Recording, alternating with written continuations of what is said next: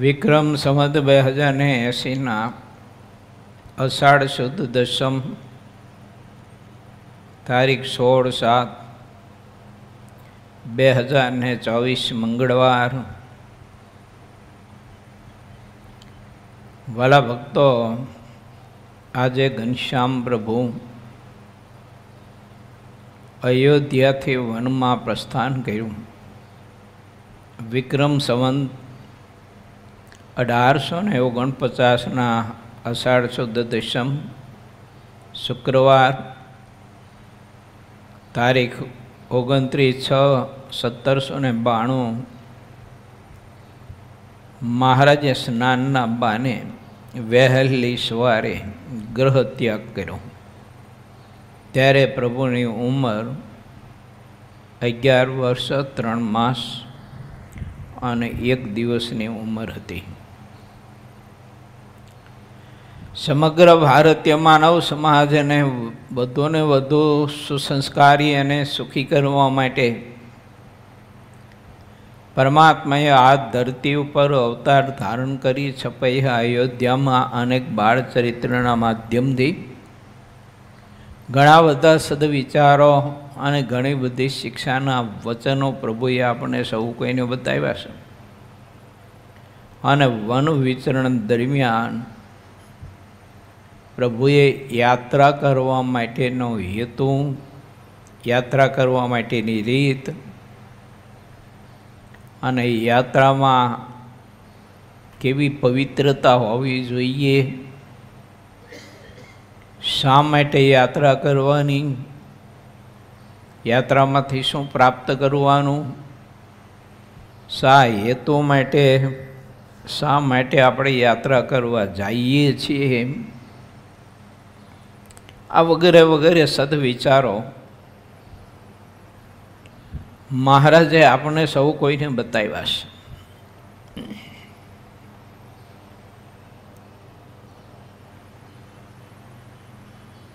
One વિચરણ દરમિયાન સત્ય અસત્યના પણ ભેદ ઘણા બતાવ્યા છે.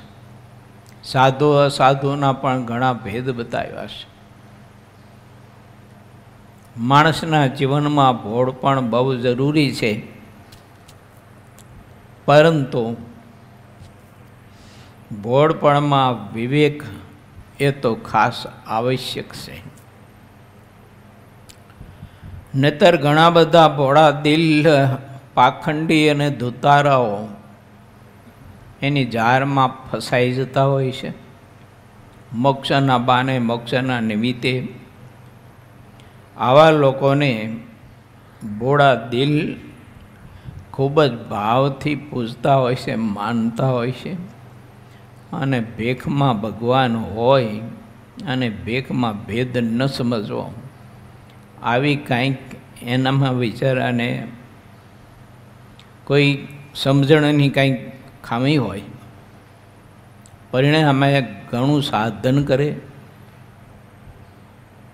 અને ઘણા પુણ્યદાન કરે, ઘણા મહાપુરુષોના ચરણ અભિષેક કરે, એને રસોઈઓ આપીને જમાડે, વગેરે વગેરે સત્કર્મ કરે, પણ એનું ફળ કોઈ કાંઈ ન મળે. કારણ કે પાત્ર કુપાત્ર બધું જોયા વિના કુપાત્રને પાત્ર માની અને એના માટે અઢળક ને અઢળક ધન સંપત્તિ ખર્ચતા હોય છે. અને એના માટે માણસ મરી મટતા હોય છે. જો કે કળિયુગનો એટલે એ યુગ ધર્મ છે. સત્યને લોકો સમજી ન શકે. સાચા સંતને, સાચા ભક્તને, એ તો સાચા કોઈ પણ માનવી, મનુષ્ય, એને બહુધા લોકો સમજી ના શકે, કારણ કે કળિયુગનું પ્રભુત્વ છે.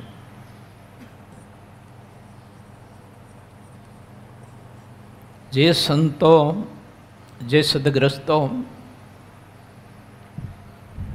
પરમાત્માની ભક્તિના સહારે અને પ્રભુના બળે માનવ સમાજનું કલ્યાણ કરવા માટે, માનવ સમાજ માટે ઘણું બધું પોતાનું સમયનું, સંપત્તિનું અને પરમાત્માએ આપેલું જ્ઞાન એનું દાન કરતા હોય છે. લોકોને સારો વિચાર આપતા હોય છે, સારો માર્ગ બતાવતા હોય છે, પણ સાચા સંતનો માર્ગ બતાવેલો કોઈક જુજ ભાગ્ય જીવ સ્વીકારી શકે છે? બહુધા જોઈએ આપણે તો કળિયુગમાં લોકો માની, દંભી, અહંકારી, લુચ્ચા અને લંપટ જે જીવ હોય એને મહાન માની અને ખૂબ જ માનતા પૂજતા હોય છે અને સાચા સંતો ભક્તોનો ખૂબ જ દ્રોહ કરતા હોય છે, એની ખૂબ જ નિંદા કરતા હોય છે, એનો વિરોધ કરતા હોય છે. આ કળિયુગની નિશાની છે. તો નીલકંઠ વર્ણિની નામાભી ધારણ કરી અને પ્રભુએ માનવ સમાજને આવું ભક્તિના માર્ગે પણ સત્યનું દર્શન કરાયું છે કે તમારે મોક્ષ સિદ્ધ કરવો હશે, ભગવાનને પામી જવું છે, પરંતુ સત્યનો વિવેક શીખજો, રાખજો, સમજજો. સંત સમાગમ કરી સાચી સમજણ કેળવજો. તો ભક્તિના માર્ગમાં તમે સરળતાથી સહેજે જે કંઈ તમારે સાધન કરવું ઘટે તે કરીને પ્રભુને તમે પામી શકશો. હવે જો આ વિવેક તમે નહીં શીખ્યા હોય તો ભગવાનને પામી જવાનો માર્ગ તમારા માટે બહુ કઠિન થઈ પડશે. એટલે અવતારી પુરુષોત્તમ નારાયણે 11 વર્ષની નાની કોમળ વયે તમામ રજોગુણનો ત્યાગ કર્યો અને કેવળ ને કેવળ એક કૌપીન ભર ઉપર અછાદન એક વસ્ત્રનો ટુકડો વીંટો, ભિક્ષા પાત્ર, કમંડલ, જળકર્ણ, મૃગચર્મ, પલાશનો દંડ અને મૂંજની મેખલા, આવો એક તપસ્વીનો મહાવેશ ધારણ કર્યો. તો તપસ્વીના માર્ગે પ્રભુએ પ્રયાણ કરવાનો વિચાર કર્યો ત્યારે સમગ્ર માનવ સમાજને સદવિચાર પ્રભુએ એ આપ્યો કે તમે ગમે ત્યાં જાઓ, યાત્રા કરવા જાઓ, ગમે ત્યાં જાઓ, પણ પરમાત્માને ભૂલીને ન જતા પ્રભુને સાથે રાખશો. એટલે શાલિગ્રામજીનો બટવો અને પોતે શાસ્ત્રનો લખેલો ગુટકો એ સાથે લીધું.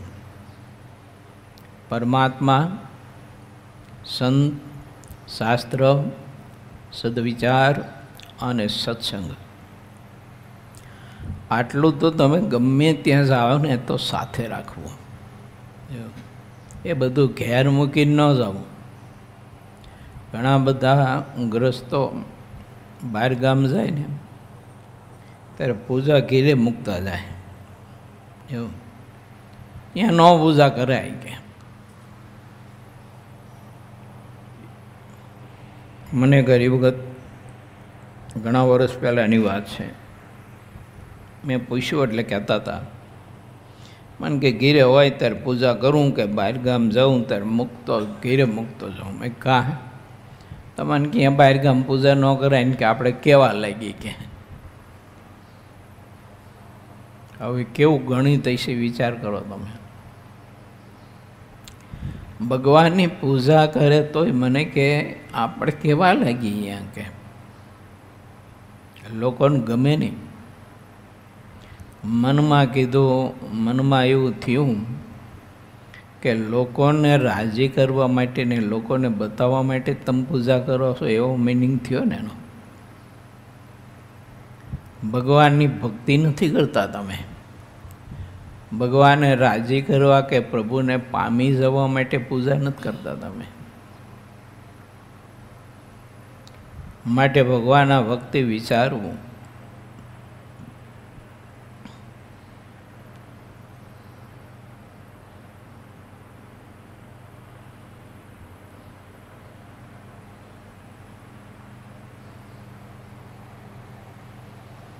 જ્યાં સુધી પરમાત્મા પ્રદાન નહીં કરીએ અને પ્રભુના વચન આપણે જો પ્રદાન નહીં કરીએ,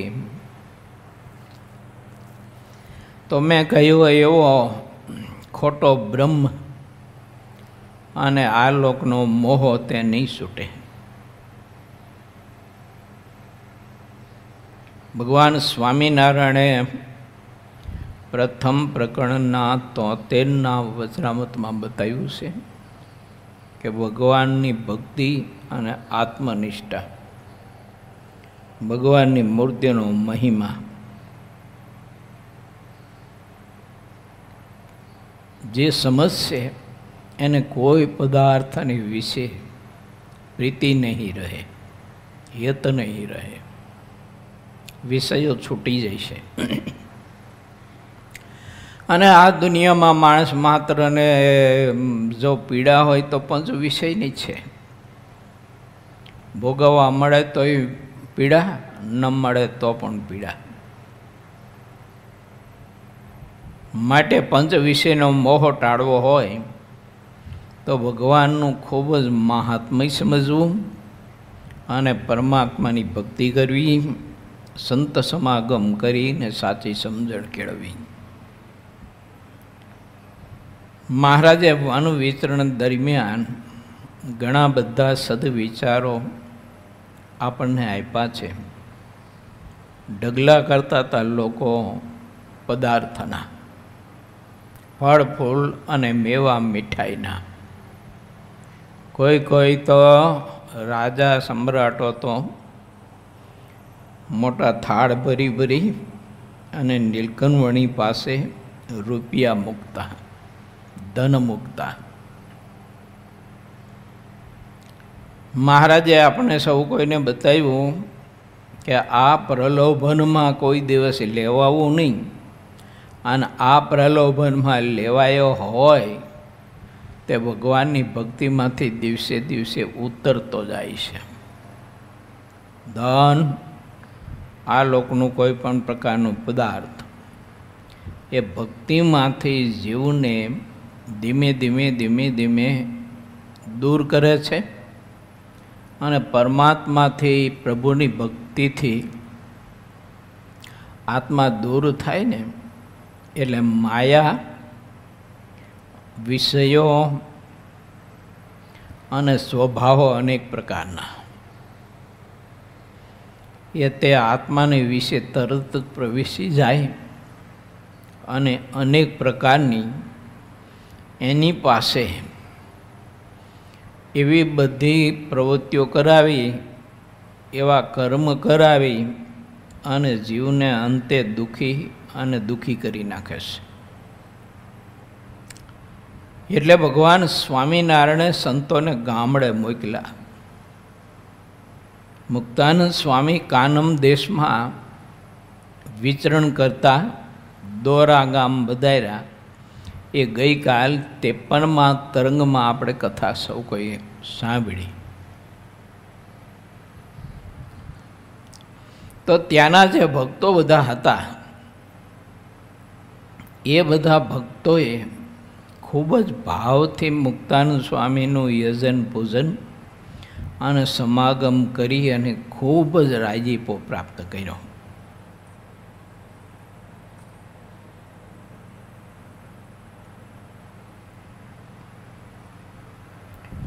આ બધી કથા સિદ્ધાનંદ સ્વામી આપણને સૌ કોઈને સમજાવી છે. માટેવાળા ભક્તો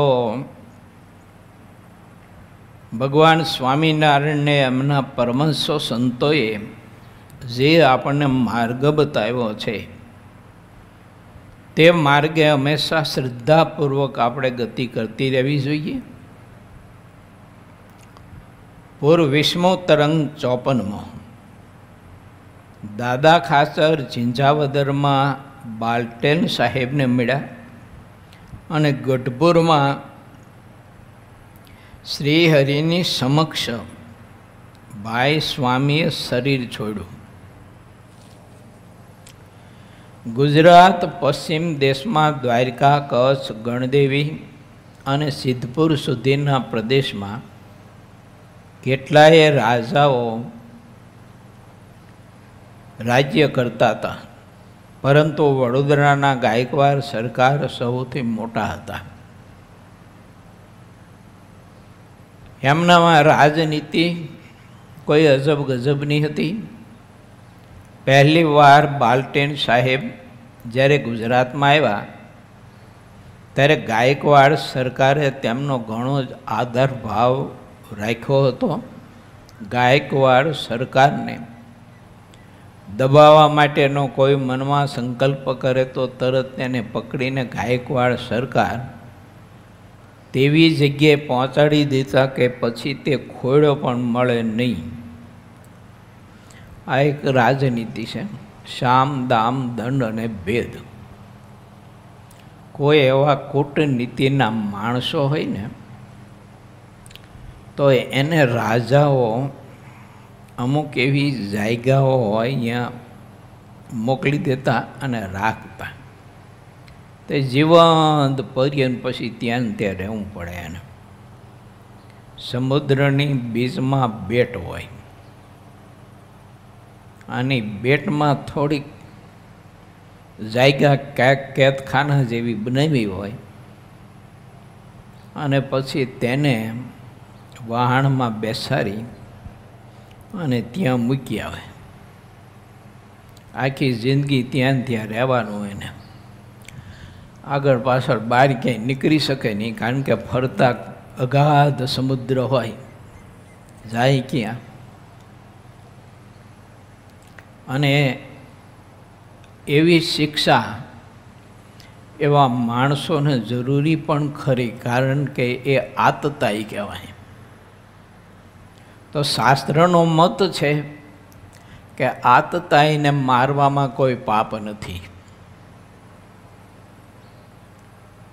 કારણ કે એના કારણે ઘણો બધો સમાજ અને ઘણી બધી સંપત્તિ બચી જતી હોય છે. નહીતર ઘણા બધા જ આવા આતતાઈ લોકો સત્યને, ધર્મને, સંતોને, બ્રાહ્મણોને, ગાય, ગૌરી, આપણી વગેરે વગેરે આધ્યાત્મિક બીજી ગણાતી બધી સંપત્તિ એટલે સાહિત્ય, આ બધાનો એ લોકો નાશ કરે.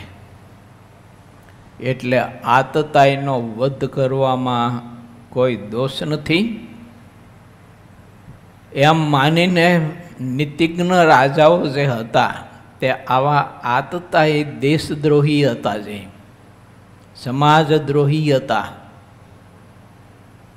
એને આવી જગ્યાએ રાખતા અને એવી જગ્યામાં રહી અને એ લોકો પીડાઈ અને એના કરેલા કર્મનો બદલો સતી દેહે ઘણો બધો દાહજનક ભોગવીને અંતે મૃત્યુ પામતા અને પછી નરક 84માં જાય અને અહીંયા યમદૂતનો માર ખાઈ પાછો જુદો.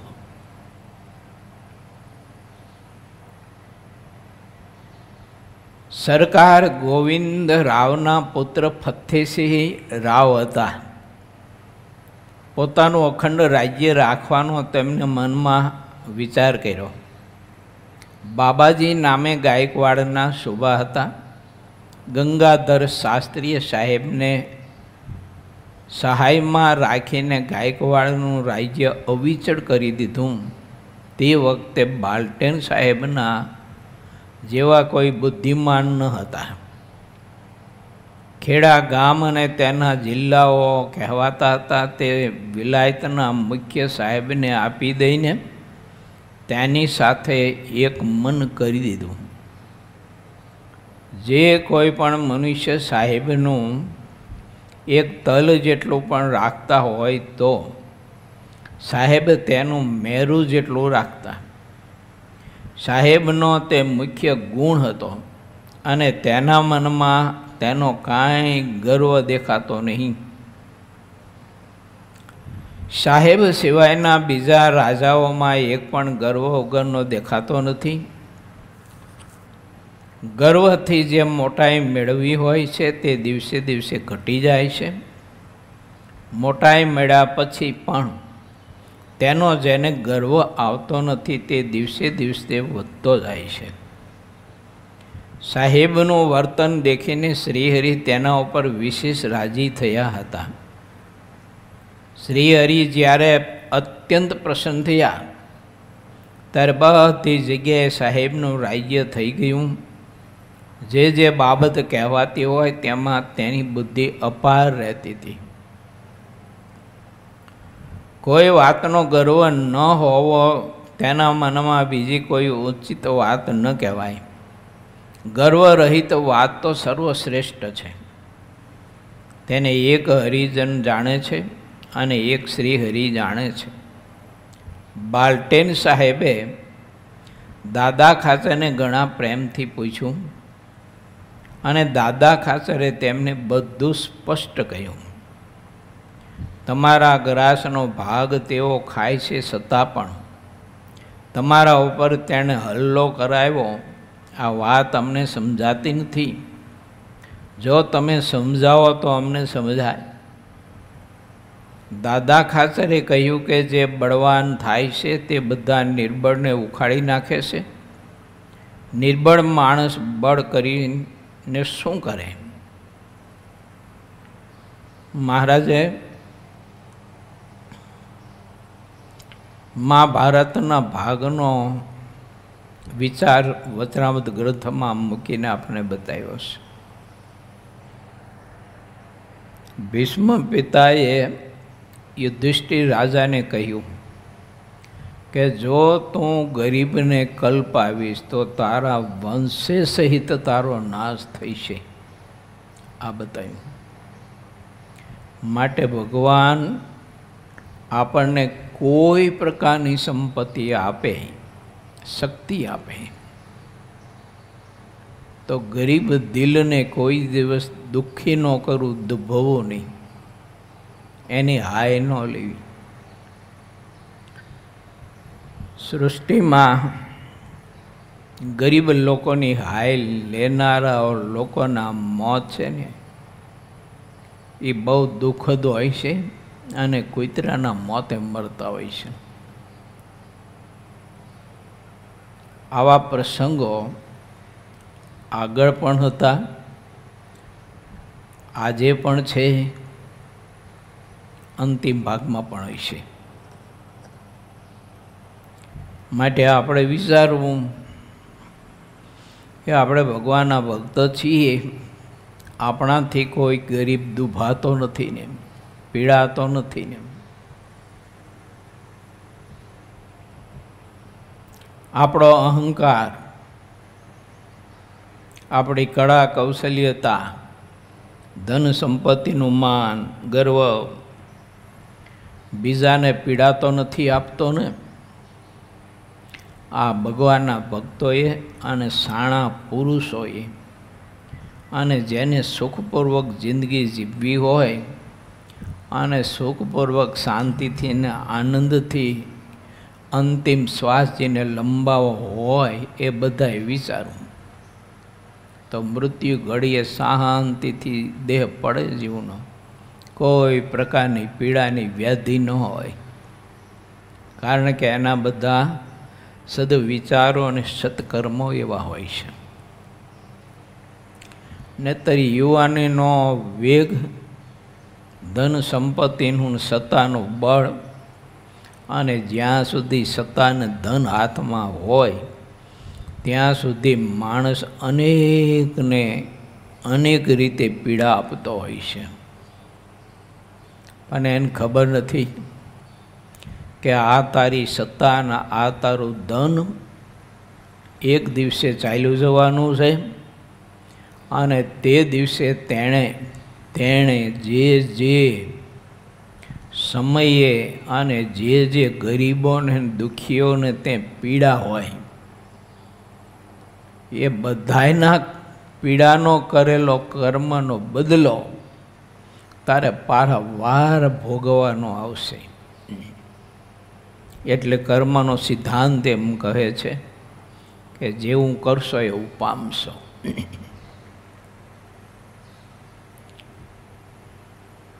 નીતિવાળો માણસ, સદાચારી પુરુષ કંઈક સમજી શકે. અબુદ્ધ માણસને તો આ કંઈ જ્ઞાન હોતું નથી, આવી સમજણ સમજવા માટે તૈયાર પણ હોતો નથી, અને આંખો વીંચીને માણસ એવા ખરાબ કર્મ કરતો હોય છે.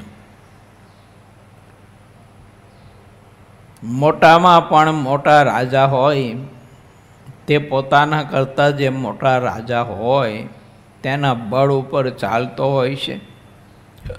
જે નિર્બળ હોય તેની સહાયતા જ્યારે સૌથી મોટો બળવાન રાજા કરે ત્યારે તેની સહાયતાથી બીજા કોઈ બળવાન રાજા તેના ડરના માર્યા કાંઈ બોલી શકતા નથી. નિર્બળ માણસને માટે તો એક સૌથી બળવાનની જ સહાય હોય છે. જ્યાં સુધી કોઈ મોટો બળવાન નિર્બળની વાતને સાંભળતો રહે છે ત્યાં સુધી નિર્બળના પ્રાણ સબળ કહેવાય છે, અને જે સૌથી બળવાન છે તે નિર્બળને નિભાવી લે છે. જગતમાં અને સત્સંગમાં બંનેમાં આવા બધા માણસો હોય છે. તેવા ગરીબ સાધુ, ગરીબ સ્વભાવના કોઈ ભક્તો, જેનું જીવન એકદમ હાવ સરળ હોય, પરમાત્માની ભક્તિ કરવી થાય એટલે સભા સત્સંગની કરવી, કથા કીર્તન વગેરે વગેરે. પણ ઘણા બધા જ લોકો સત્તાના બળે, ધન સંપત્તિના બળે અને સમાજના ટોળાના બળે આવા બધા ગરીબ દિલને બહુ ત્રાસ આપતા હોય છે, બહુ પીડા આપતા હોય છે. એને ખબર નથી, ભલા માણસ, તું તારું પેટ જ ફોડી રહ્યો છું અને તું તારા લમણામાં જ ધોકા મારી રહ્યો છો. સમય આવશે ત્યારે તે ગરીબ સાધુ, તે ગરીબ ભક્ત એની હાય તને છોડશે નહીં. બી તો બિચારો ગરીબ છે, સરળ છે ને નિર્બળ છે, એટલે બધું સહન કરી લેશે. પરંતુ જગતનો માલિક સહન નહીં કરે.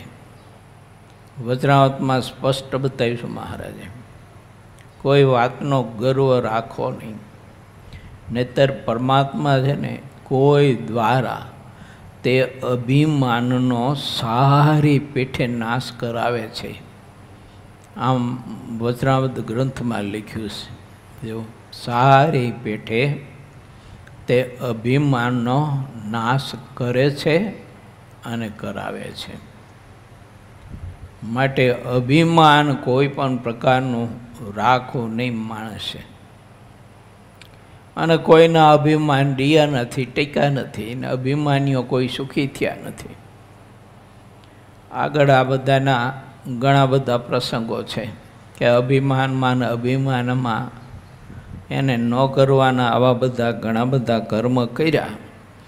પછી જ્યારે મરવાનો સમય નજીક આવ્યો ત્યારે પછી એ લોકો બહુ પીડાણા, બહુ દુઃખી થયા છે.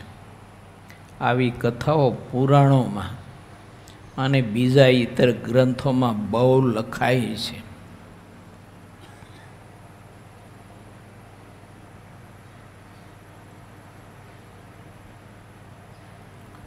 જેટલા બુદ્ધિમાન કૂટનીતિમાં રહ્યા છે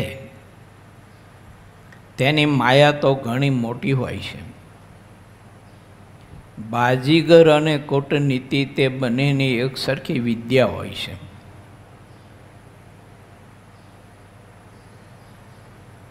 મોટા મોટા પણ નીતિમાન સાહેબ લોકો કોઈ કરોડો ઉપાય કરે તો પણ માયાના બંધનમાં આવતા નથી. સાહેબની તે જ ખરી મોટાઈ છે કે માયામાં રહે છે, છતાં ક્યાંય બંધાતા નથી. અરે તે સાહેબમાં તો કોઈ ઈશ્વરના જેવી મોટાઈ રહી હોય છે. એને પ્રલોભનો આવે બધા, શીના? લાંચના, પૈસાના, ધન સંપત્તિના, પદાર્થના. પણ જે સત્ય જીવન જીવતા હોય સાચું, એ કોઈ દિવસ ગમે તેવો ધન સંપત્તિનો પ્રલોભન આપે પણ એ કદી લાંચ ન લે, ખોટું ન કરે. કેમ તો કે એમાં કોઈ ઈશ્વરી અંશ એટલે એવો સદવિચાર હોય છે કે હું જો આ કર્મ કરીશ ને આવી ધન સંપત્તિ લઈશ તો મારે પારાવાર પીડા ભોગવવી પડશે ને ભોગવતા જ હોય છે લોકો. અણહકની, પરસેવા વગરની, ગરીબ લોકોને દબાવીને માણસો ધન સંપત્તિ મેળવતા હોય છે, પણ એ ધન સંપત્તિ કોઈ દિવસ એને સુખરૂપ નથી થતી. શું થાય? ઘરમાં લગભગ ને બહુ જ દીર્ઘ બીમારીઓ આવી પડે, ઘરમાં કોઈને બને નહીં. ગમે તેટલી મહેનત કરે, પ્રયત્ન કરે, પણ માણસ ધીમે ધીમે છે ને ખોવાતો જાય, દેણા થઈ જાય, હોય બધું જ જાય. અણહકની, ચોરીની, લોકોના અંતર દુભવીને, છેતરપિંડી કરીને મેળવેલી ધન સંપત્તિનો એક નિયમ છે કે તમારા ઘરમાં જે હોય ને એ બધું ડહડીને લેતી જાય સાથે. જો અને લેતી જાય ત્યારે ઘરના આંગણે પાછી કહેતી જાય કે લે તાર હવે સુખ ભોગવી લે. બહુ કરી છે ને, ગરીબોને બહુ પીડા, છેતરપિંડીઓ બહુ કરી, દગા બહુ કર્યા, બેડછેડો બહુ કરી, ખોટું બહુ બોલ્યો, ના કરવાના બધા કર્મ કર્યા, હવે તારે ભોગવ્યું બધું. એમ કરીને ધન સંપત્તિ વહી જાય અને કેટલા બધા દેણા થઈ જતા હોય છે ને. જો આ પારાવાર બધી પીડા હોય છે. માટે ભગવાનના ભક્તો હોય ને એને વિચારવું, લુખ્ખો રોટલો ખાવો શ્રેષ્ઠ. લુખ્ખો રોટલો ખાવો શ્રેષ્ઠ, પણ કોઈને ધાક ધમકીઓ દઈને બીવડાવીને એની પાસેથી ધન સંપત્તિ મેળવી અને ઘી કેળા કરવાને એ તો એક અધમમાં અધમ કાર્ય છે, ખરાબમાં ખરાબ. માટે ભગવાને આપણને જે પરિસ્થિતિમાં રાખ્યા હોય ને જે આપ્યું હોય ઠાકોરજીએ, બસ એમાં સંતોષ માનવો. તે સાહેબો જે વાત કરે છે તે નીતિને દેખીને કરે છે. જે નીતિ છે તે જગદીશ્વરની મુખ્ય પટરાણી છે. નીતિ વગરના જેટલા રાજ્યો હતા તેને સાહેબે નીતિથી વશ કરી લીધા છે. પરમેશ્વર જ્યારે ઈચ્છા કરે છે ત્યારે નીતિમાં સામર્થ્ય આવે છે. પરમેશ્વરના સંકલ્પ વિના કોઈનામાં લવલેશ સામર્થ્ય ક્યારેય આવતું નથી, તેમ મોટા દેવો કહે છે. દાદા ખાચરની સરળતા દેખીને બાલ્ટેન સાહેબ મનમાં બહુ દિલગીર થઈ ગયા અને તેમણે ઉત્તમ રાજાને પોતાના માન્યા. દાદા ખાચરના ભાગનો ખુલાસો કરવાને માટે 50 ઘોડાની સાથે મોસલ મોકલી. જ્યારે અંગ્રેજી મોસલ દેખી ત્યારે દાદા ખાચરના ઉપર ઉપાધિ કરનારા જે હતા ને તે બધા ભયભીત થયા. અને દાદા ખાચરના ભાગનો જે હક હતો તેમાં પત્રમાં લિખિત ખુલાસો કરી દીધો એને. ભાગના ખુલાસાનો પત્ર જ્યાં સુધી દાદા ખાચરના હાથમાં આવ્યો નહીં ત્યાં સુધી શ્રીહરિ કારિયાણીમાં રહ્યા અને કથા કીર્તન કરતા રહ્યા. ઉપાધિ હતી ગઢડામાં આવી બધી.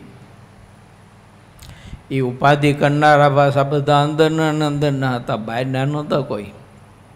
જો રાજા મહારાજાઓનો કાન ભંભોળી કોઈ રાજસત્તા ઉપર હોય એના કાન ભંભોળી અને આવા ભક્તોને આવી રીતે લોકો પીડા આપતા હોય છે. આ તો અવતારી પુરુષોત્તમ નારાયણ જેના દરબારમાં રહેતા હતા ને એની કથા છે, એની વાત છે. બીજાને તો દુઃખી કરે એમાં શું કહેવું હોય. અંદરના માણસો છે ને આવી બધી પીડા ઊભી કરાવતા તેમ કોઈ રાજસત્તા દ્વારા. એટલે શ્રીહરિ કારિયાણીમાં વસતા ખાચા ને ત્યાં પ્રભુ રહેતા હતા. એટલા માટે જ્યારે મહારાજ વાર્તા કરી રહ્યા ત્યારે સંતો મોહનને ગમવાને ઈચ્છો માનની એ પદ બોલ્યા. કારણ કે એમાં મુક્તાનંદ સામે બહુ જ અદ્ભુત વાત લખી છે. આ બધું જ જે કારણ છે ને થવાનું, આવું બધું અનિષ્ટ પ્રવૃત્તિઓ એના મૂળમાં માન પડ્યું છે. એટલે પદ ગવડાવ્યું મહારાજે. જો જેને ભગવાનને પામી જવું છે, પ્રભુને રાજી કરવા છે, એને મુક્તાનંદ સ્વામીની કલમ એવું કહે છે, માન છોડો, અહંકાર ત્યાગ કરો, નિર્માની થઈને સત્સંગમાં રહો, સરળ થઈને જીવન જીવો. આ એ પદમાં બહુ અદ્ભુત વાત કરીશ. સમય મળશે તો આવતીકાલે આપણે તે પદ ભજન પ્રકાશ સ્વામીના કંઠથી સાંભળશું. જો કે એમાં મુક્તાનંદ સ્વામી કેટલો પવિત્ર સંદેશો આપ્યો છે. અને માન રાખે જે માની માણસ, તો એને કેટલું ભયંકર નુકસાન જાય છે. એ પણ લખ્યું છે એમાં. જો માન બગાડે સાધન સર્વે, માન બગાડે પડ વિષય. ગમે તેટલી તપસ્યા કરી, દાન પૂન કર્યા, ગમે તેટલી સાધના કરી, ગમે તેટલા તીર્થો કર્યા, વગેરે વગેરે ગમે તેટલું કર્યું, પણ એક માનના કારણે બધું સાધન એક ચપટીના અવાજમાં બધું છે જીરો થઈ જાય. એવી કથાઓ ગ્રંથોમાં બહુ લખાણી છે. દક્ષ પ્રજાપતિનું બોલો, માતું એનું મોઢું બકરાનું થયું. શા માટે થયું? માનના કારણે થયું. આવી તો ઘણી બધી કથાઓ છે, એક બે નહીં.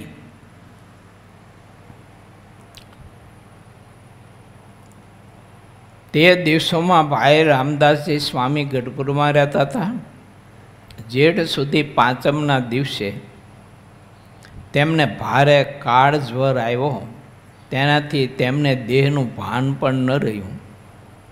તે વખતે કૃષ્ણાનંદ સ્વામી ભાઈ સ્વામીની સેવામાં હતા અને ખૂબ જ મહિમા સમજી અને ભાઈ રામદાસજી સ્વામીની સેવા કરતા હતા. મોટા પુરુષ તો સમર્થ, પણ તેમ છતાંય પ્રભુની ઈચ્છા હોય એટલે કોઈ આવા રોગને કાળ પ્રેરિત એનો સ્વીકાર કરતા હોય છે. આવા પુરુષોની કથા સાંભળીને પછી વિચારવું નહીં કે આટલી બધી ભક્તિ કરતા હતા ને કેમ આવો રોગ દર્દ, માટે કંઈક કરમ હશે, એનું ભાગ કંઈક હશે એવું પોચલું. જો ઘણા બધા લોકો જોવા જાય ને કોઈ સંત હરિભક્તને, તો એ જોવા જઈએ હોય ત્યાં બેઠો બેઠો પાછો એ વાત એવી કરતો હોય કે લો હાવ ને કરમ તો ભોગવવા જ પડે ને કે. જો કરમ તો કોઈને છોડતું નથી. હવે ભલા માણસ, આ ભક્ત, આ સંત,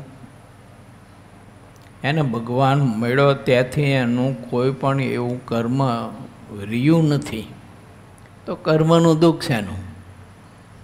પણ ભગવાનના ભક્તને આવી કોઈ શારીરિક પીડા હોય તો એ પ્રભુ પ્રેરિત હોય, કર્મ પ્રેરિત ન હોય, કાળ પ્રેરિત ન હોય. અને મહારાજે વચનામૃત ગ્રંથમાં લખ્યું છે કે ભગવાનના ભક્તને વિશે કોઈ દિવસ એવો મનુષ્ય ભાવ ન પરટતા, ને તેને એનો દોષ બહુ લાગશે. અને એ દોષની પીડા એ ભક્તના શરીરમાં જે હોય એના કરતાં અનેક ગણી સમયાંતર ભોગવવી પડે. એટલે આવા ભગવાનના મુક્ત પુરુષો હોય એને કોઈ દિવસ પ્રાકૃત ન માનવા. એના શરીરમાં ક્યાંય વ્યાધિ હોય ને તો કર્મની વ્યાધિ છે એવું ન માનવું. જિંદગીમાં ભૂલ ન કરવી એવી. જો ભાઈ રામદાસજી સ્વામીને બોલાવવા છતાં તેઓ બોલી શકતા નહીં. જ્યારે 6ઠનો દિવસ આવ્યો ત્યારે સવારના પહોરમાં શ્રીહરિને સમાચાર આપવા માટે નાજા જગ્યા અશ્વ ઉપર બેસીને ચાલ્યા. દોડતી ઘોડીએ તેઓ તત્કાળ કાર્યાણી ગામ આવ્યા. શ્રીહરિ ભોજન કરી રહ્યા હતા. તે વખતે જ ભાઈ રામદાસજી સ્વામીની બીમારીના સમાચાર સાંભળીને ગઢપુર જવાની મહારાજે તૈયારી કરીને પોતે અશ્વ ઉપર બેઠા. કાર્યાણીમાં વસ્તાખાચરના દરબારમાં મહારાજ બિરાજતા હતા. સીતબાઈએ મહારાજ માટે સારો એવો થાળ કરેલો ભાવ હતો મહારાજને જમાડવાનો. એટલે મહારાજ માટે સરસ મજાનો થાળ ભાવથી કરેલો, અને એ થાળ મહારાજ જમી અને ચડું કરીને ઊભા થયા ને ત્યાં નાજા જગ્યા પહોંચ્યા. અચાનક નાજા જગ્યાને આવતા જોયા એટલે મહારાજે નાજા જગ્યાને પૂછ્યું, કામ ભક્તરાજ નાજા ભગત, શું આવવું થયું? હવે આ બાપો અંતર્યામી બધું જાણે, એટલે એને ભજી ભજીને તો લોકો દૂર શ્રવણ અને દૂર દર્શનની તો સિદ્ધિને પામ્યા હોય, અને અંતર્યામી બધાના પ્રવેશ, અંતરમાં પ્રવેશ કરીને જાણી શકનારો પરમાત્મા નાજા જગ્યા પાસે હાવ અજાણા થઈ અને પ્રભુ એની સાથે વાત કરે, નાજા ભગત આમ અચાનક શું આવવું થયું? આંખમાં હવડાવી ગયા. કોને? નાજા ભગતને. કારણ કે એને સંતનું મહાત્મય બહુ હતું, મહિમા બહુ હતો. એને પોતાના દેહમાં એવી પ્રીતિ નહોતી એની એવી સંતમાં હતી. પોતાના સગા સંબંધીમાં નહોતી એવી પ્રીતિ એને પ્રધાન સંતમાં હતી. એટલે આંખમાં હું એટલા માટે આવ્યું કે આ ધરતીમાં સંત જો નહીં હોય અને સંત આ ધરતી છોડીને જશે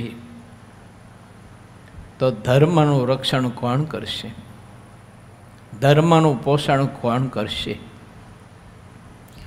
ભૂલા પડેલા માનવીઓને સત્યનો માર્ગ કોણ બતાવશે? જે સંતની દયા, પ્રેમ અને કરુણા એને દર્શન કર્યા છે, કલાકોની કલાકો સુધી તે સંતો પાસેથી શિક્ષા વચનો અને ભગવત પ્રાપ્તિ માટેના સદ્ગુણો એને પ્રાપ્ત કર્યા હતા. એટલે સંત બીમાર હોય એની વ્યાધિ તો તે ભક્તને કેટલી બધી હોય. અને મહારાજે બતાવ્યું છે સંતને પોતાનું સ્વરૂપ માનવું. આને સંતને પોતાનું સ્વરૂપ માન્યું કહેવાય.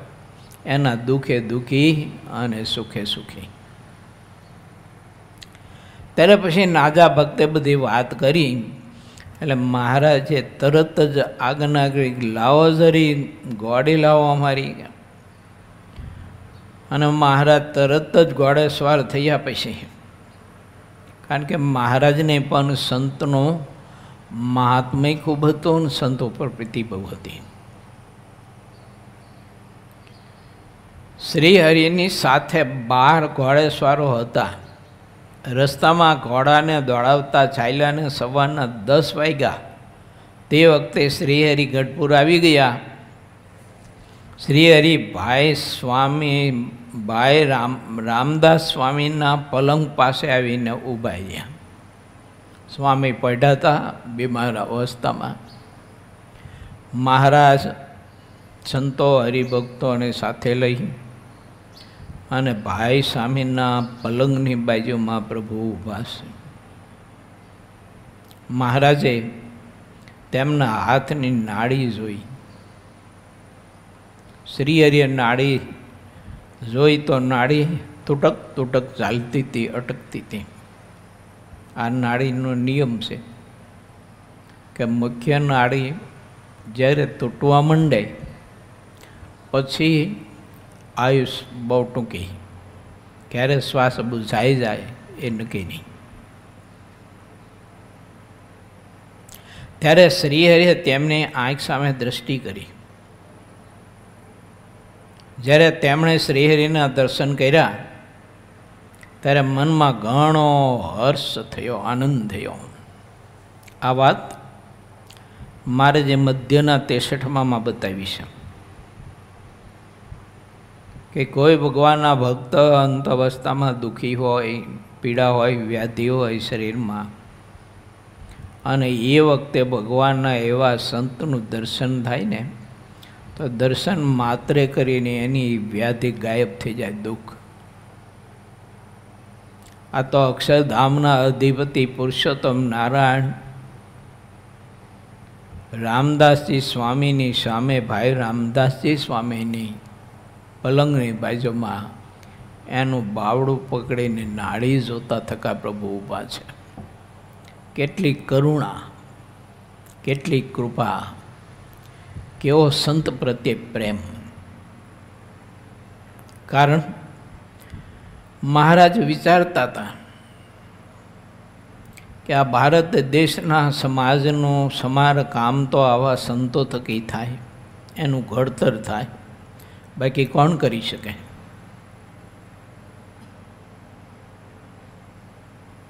જ્યારે જેવું આંખમાં આવ્યો ત્યારે શ્રીહરિએ બોલાવીને તેમને જાગૃત કર્યા. જ્યારે તેમણે શ્રીહરિના દર્શન કર્યા ત્યારે મનમાં ઘણો હર્ષ થયો. શ્રીહરિએ તેમને કહ્યું કે હવે તમે શરીરનો ત્યાગ કરીને તત્કાળ જ ભગવાનના ધામમાં જાઓ.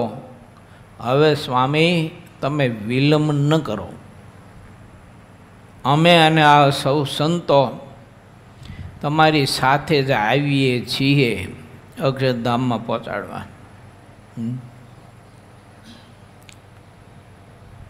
અમે તમારાથી છેટા રહીશું નહીં એવું તમે તમારા મનમાં દૃઢપણે રાખજો. કારણ ત્યાં છીએ એ અહીંયા છીએ, અહીંયા છીએ તે અમે ત્યાં છીએ. એટલે તમે એવું ન માનતા કે હું મહારાજનો આ સામીપ્યનો આનંદ મૂકી અને પછી જીવન મારું બુઝાય છે એવું ના વિચારતા. અમે અખંડ ને અખંડ મહારાજ કે તમારા જેવા સંત એના ભેળા ને ભેળા છીએ, એવી દ્રઢપણે સમજણ રાખજો. ભાઈ રામદાસજી સ્વામીને કહે છે મહારાજ, એમનામાં એવી સમજણની કોઈ ખામી હશે ખરી? મને તમને શીખવવા માટેનું આ એક રૂપક છે, તો આપણે એવી સમજણ કેળવી રાખીએ કે અવસ્થા તો ચાહે તે આપણી હોય, પરંતુ આપણો ઈષ્ટદેવ અને આપણો ગુરુ કે જેણે આપણને વચન આપ્યું હોય ને આપણા મોક્ષની જવાબદારી લીધી હોય, જીવના હાથનું કાંડું પુરુષોત્તમ નારાયણના હાથમાં પકડાવી દેવા માટેની જવાબદારી લીધી હોય, એવા ભગવાનના મહાપુરુષ આપણું શરીર છૂટી જાય તો એ આપણા ભેળા હોય. સતી દેહે વેગળા હોય અને શરીર છૂટી જાય તો પણ ભેળા હોય.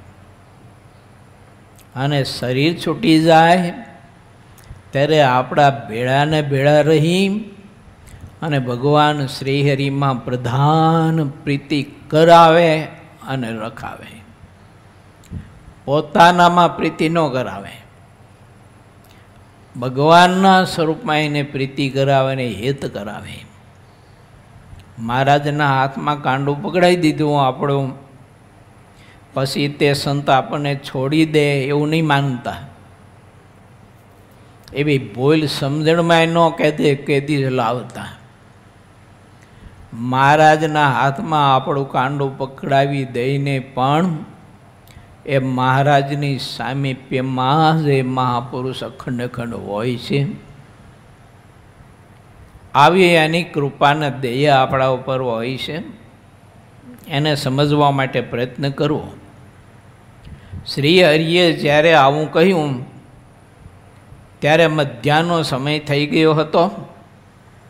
પછી ભાઈ સ્વામીએ શરીર છોડી દીધું. સૌ સંતોએ તે વખતે તેમને સ્નાન કરાયું. ઇતિ શ્રી સહજાનંદ સ્વામી શિષ્ય સિદ્ધાનંદ મુનિ વિરચિત શ્રી હરિચરિત્રામૃત સાગરના વિંસપુરમાં દાદા કાચર ઝીંઝાવદરમાં બાલટેન સાહેબને મળ્યા અને ગઢપુરમાં શ્રી હરિની સમક્ષ ભાઈ સ્વામીએ શરીર છોડ્યું. એ નામે 54મો તરંગ સમાપ્ત થયો.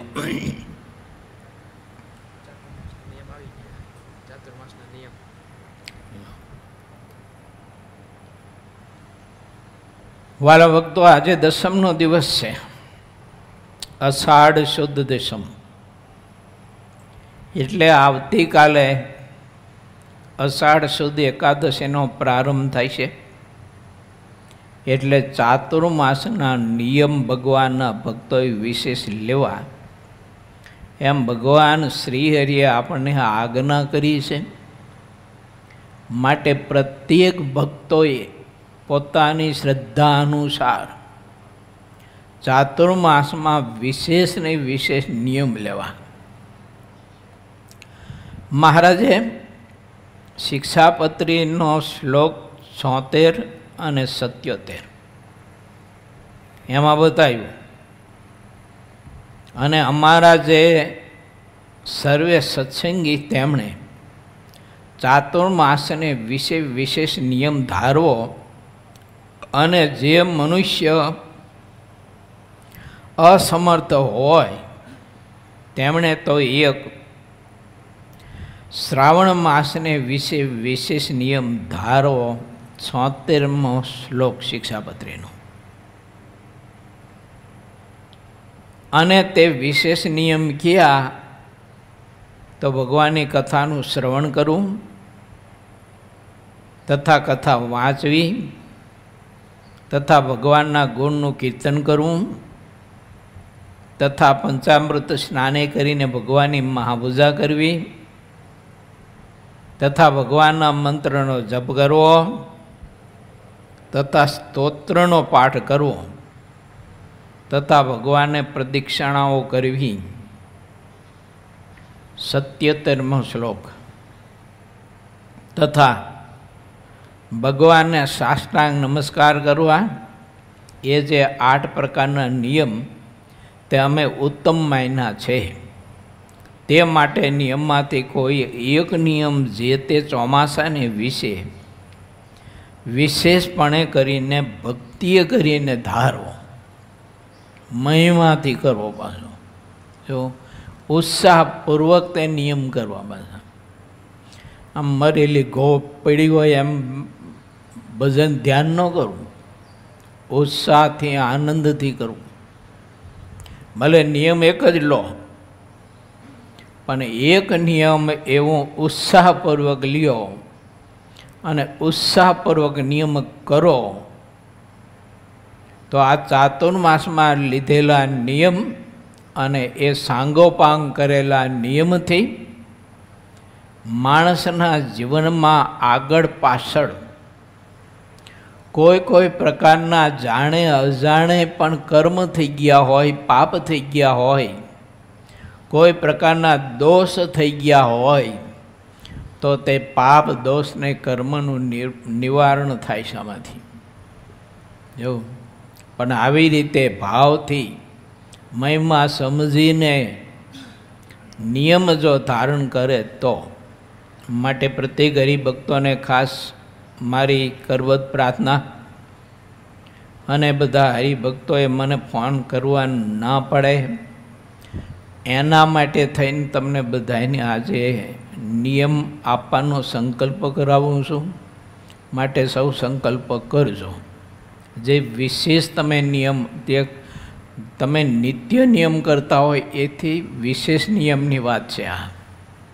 100 માળા કરતા હોય તો જે આ તમે નિયમ લો એ નિયમની માળા તમારે 100 ઉપર જેટલી લીધી હોય એટલી કરવી જોઈએ. અડધી કલાક ધ્યાન કરતા હોય ને પછી ધ્યાનનો નિયમ લીધો અડધી કલાકનું, તો પછી અડધી કલાકે અને અડધી કલાક નિયમની, એટલે 1 કલાક ધ્યાન કરવું. એ રીતે દંડવત, એ રીતે પરિક્રમા, એ રીતે કથા, એ રીતે શાસ્ત્રનું વાંચન, એ રીતે મહાપૂજા ભગવાનની, આ વગેરે વગેરે મહારાજે 8 નિયમ ઉત્તમ માન્યા છે. બાકી સત્સંગી જીવનમાં બહુ વિસ્તારથી ચાતુર્માસના નિયમોની વાત મહારાજે કરી છે વડનગર અને વિસનગરની સભામાં. તો વાલા ભક્તો, રોજે રોજ 25 માળા સ્વામિનારાયણ મહામંત્રની વિશેષ કરવાનું નિયમ લેજો. પછી વધારે પડે તો 11નું તો લેજો જ. અને તમે જે નિયમ કરતા હોય એથી વિશેષ પાછી આ 50 માળા કરતા હોય ને 25નું લો તો તમારે 75 થાય, અને 11નું લો તો 61 થાય. એટલે તમારી શક્તિ પ્રમાણે ઓછામાં ઓછું, હું તો બીતા બીતા કહું છું, બાકી આપણે તો 51 ને 100 ઉપર જ જાય આંકડો.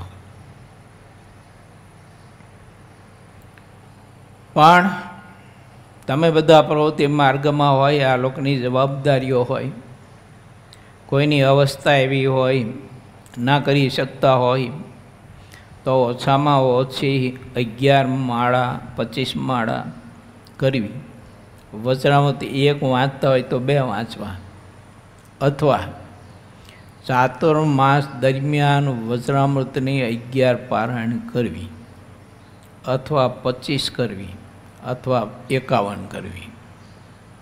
અને એ ન થઈ શકે તો રોજ 1 વચનામૃત વિશેષ વાંચવું, અથવા 2 વાંચવા, અથવા 3 વાંચવા. અને ભગવાનની દયા છે, આપણે ત્યાં એ અખંડ યજ્ઞ ચાલે છે. ચાતુર્માસ દરમિયાન 2-5 વખત 10-15 વખત આવીને બેસો, મહાપૂજા કરો યજ્ઞશાળામાં. હે રાજા ધીરજ રૂપાળ ઘનશ્યામ મહારાજની સામીપ્યમાં આવા નમી ક્ષાણીય ક્ષેત્રમાં ને એમાંય ચાતુર્માસમાં મહાપૂજા થાય. એટલે જો આ દવે સાહેબને રૂકજીભાઈની બધા સવારમાં એ ભાવથી નામાવલીના મંત્રને આહુતિ આપતા હોય છે. વિદ્યાર્થીઓ ક્રમસર બધા સવારમાં આહુતિઓ આપતા હોય છે મંત્રની. વિનો કોઈ ચાર જ નહીં, બોલો આવ મફતનો માલ. એટલે સસ્તું ભાડું સિદ્ધપુરની જાત્રા જેવું કર્યું છે આપણે. પણ તોય આ જાત્રા ઘણા બધાને કઠિન પડતી હોય એમ એવું, કારણ કે આમાં તો શ્રદ્ધા જ હોય ને. તો એ પણ નિયમ લઈ શકાય કે ચાતુર્માસ દરમિયાન આપણે યજ્ઞશાળામાં 11 મહાપૂજાઓ ઓછામાં ઓછી કરવી છે જો, કે પછી 25 મહાપૂજા કરવી છે, અથવા 5 કરવી છે, 2 કરવી છે, 1 કરવી છે. પણ અવસર સારો છે એમ. મહાપૂજામાં આવીને બેસીએ, ભાવથી મહાપૂજા કરીએ, મહારાજ કેટલા બધા રાજી થાય. પછી દંડવટ કરતા હોય કોઈ, રોજ 11 કરતા હોય તો બીજા 11 કરવા એટલે 22 દંડવટ કરવા. 11 પરિક્રમા કરતા હોય તો બીજે 11 પરિક્રમાનો નિયમ લેવું એટલે 22 પ્રદક્ષિણા થઈ. અથવા 50, 51 દંડવટ, 100 દંડવટ કરવા. શ્રદ્ધા જોઈએ, શ્રદ્ધાનો વિષય છે તો બરાબર. ધંધુકામાં ગુરુકુલ છે જો, બાપુ સ્વામી વર્ષો સુધી વડતાલની સેવા કરી કોઠારી તરીકે રહીને.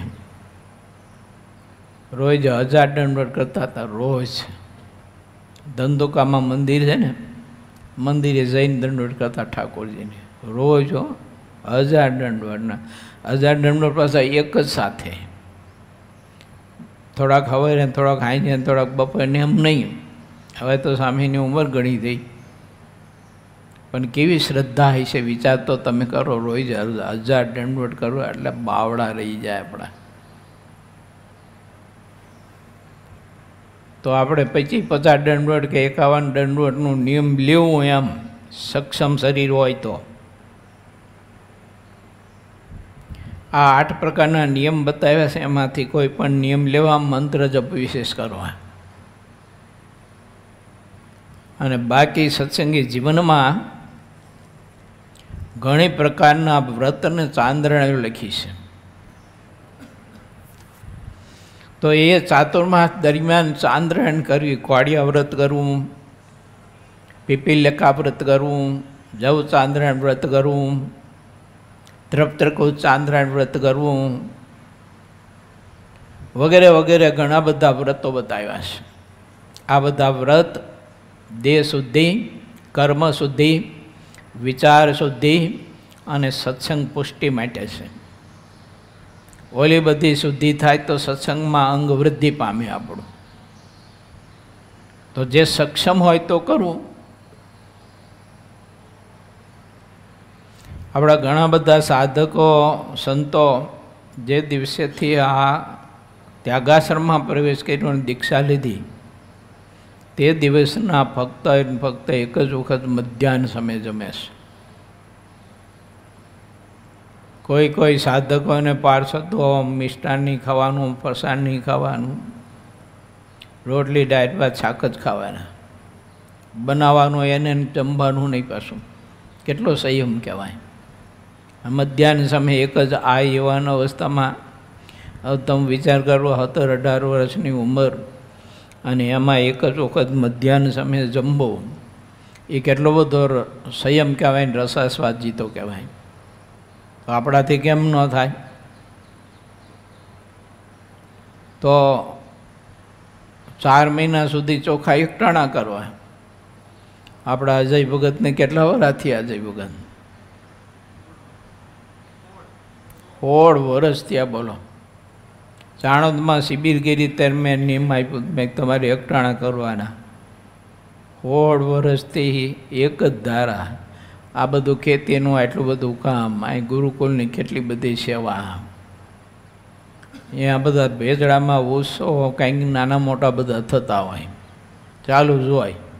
ગોટા ઉત્સવ ને ખમણ ઉત્સવ ને અને એના ગોટાને ખમણ એટલે તો ભલભલા ન રહી શકે એવું. હા, એવા બનાવતા હોય એ લોકો. મોઢામાં પાણી આવી જાય છેઠા ઊભા હોય તો આપણે બધાને જમાડવાના, એમને નહીં જમવાનું, મોઢામાં કંઈ મૂકવાનું નહીં. બોલો, મધ્યાહન સમયે એક જ વખત જમવાનું. આ મહારાજની દયા, પોતાની નિષ્ઠા, મનની મક્કમતા, ભગવાનનું મહાત્મય કે પ્રભુને રાજી કરી લેવા છે. બાકી આ ખોડીઓના આ દેહ રહ્યો ને, આવા દેહે તો કંઈક ધારી જીવે કંઈક ખાધું છે. આપણે જન્મ થયો અને સમજણા થયા અને ખાતા શીખ્યા તે દિવસનું અત્યાર સુધીનું સર્વે કરો, કેટલું અનાજ ખાઈ ગયા આવીશું. ઓછામાં ઓછી એક જણાની ગણો ને તો મોટી મોટી 5-6 લેલન ગાડી ભરાય, એટલું એકલો ખાઈ ગયો હોય અનાજ. તો ચાતુર્માસ પર્યંત આપણે 1-2 ટાઈમ છોડી દઈએ અને 1 ટાઈમ ખાઈ ચોખા એકટાણા કરવાના. ચોખા એકટાણા ન થાય તો પછી થોડું ઘણું 1-2 લીટર દૂધ આઈ જ હોય લેવું. જો એમ કરીને એકટાણા કરવા, કાં તો કોઈ ફરાર કરવું, 1-2 કિલો બટેકાની ચીપ બનાવી નાખવી. પણ અનાજ એક વખત ખાવું એમ. ચાંદ્રાયણ કરવું, ખોડિયા વ્રત કરવું, 6 દિવસની ચાંદ્રાયણ, 9 દિવસની ચાંદ્રાયણ, 3 દિવસની ચાંદ્રાયણ, ધાયણા પાયણાના વ્રત કરવા. 1 દિવસ અનાજ બપોરે ખાવાનું, 1 દિવસ ઉપવાસ. બીજા દિવસે બપોર મધ્યાહન સામે પાયણું કરવાનું, 3જા દિવસે ઉપવાસ. એમ ધાયણા પાયણાના વ્રત કરવા વગેરે વગેરે બધું છે. માટે વાલા ભક્તો, મેં જે નિયમ કીધા છે એ નિયમ તમારી શ્રદ્ધા, શક્તિ, દેશકાળ, શરીરની અવસ્થા આ બધાને લક્ષ્યમાં રાખી અને મેં ગણાવ્યા અને કહ્યા એમાંથી જે એકાદો નિયમ લઈજો એમ. જો 2-3 લઈ શકો તો સારું છે, પણ એક તો લેવું જ. અને આવી રીતે મહારાજની ભક્તિ કરી અને જીવન કૃતાર્થ કરી લેવું. મહારાજના ચરણમાં એવી પ્રાર્થના કરું કે રૂપાળા ઘનશ્યામ મહારાજ, આજે તમે બધા નિયમ સંકલ્પ દીક્ષા લ્યો, તે નિયમ ચાતુર્માસ પર્યંત સાંગોપાંગ પરિપૂર્ણ થાય શ્રદ્ધા અને ભક્તિથી, એવું મહારાજ તમને બધાને બળ આપે. કારણ કે પ્રભુ બળ આપે તો થાય પાછું એમ, પણ નકરું ભગવાનના બળ ઉપર એ છોડવું નહીં પાછું. મહારાજ એ ના પાડી, જો ભગવાન કરાવશે તો થાય છે. હા, ઘણા બધાને કહીને એટલે મંદિર આવતા હોય તો કે ભગવાનની મરજી હોય તો થાય ને. કે હવે એમાંય ભગવાનની મરજી, ભગવાનની મરજી છે ને દયા છે ત્યારે તો તું આ લોકમાં ગુડાણો છું. જો અને આવડો મોટો ઢાંઢા જેવડો થયો છું, નહીં તો નાની વયમાં કોકે ડોકી ન મળી નાખી હોય તારી મોકલી દીધો હોય તો ઉપર. એટલે અમુક લોકો છે ને ન વાપરવાની જગ્યાએ બુદ્ધિ વાપરતા હોય છે. મંદિર જવાનું નિયમ લેવું, કથા ન સાંભળતા હોય તો કથા સાંભળવાનું નિયમ લેજો. કોઈ પણ એકાદ નિયમ લેજો અને એ નિયમ તમારો સાંગોપાંગ પરિપૂર્ણ થાય એવું મહારાજ તમને બધાને બળ આપશે. શ્રીપતિમ સિદ્ધરમ સર્વદેવેશ્વરમ ભક્તિધર્માત્મજમ વાસુદેવમ હરે માધવમ કેશવમ શ્રીકામદામ કારણમ સ્વામિનારાયણમ નીલકંઠમ ભજે. સહજાનંદ સ્વામી મહારાજની જય.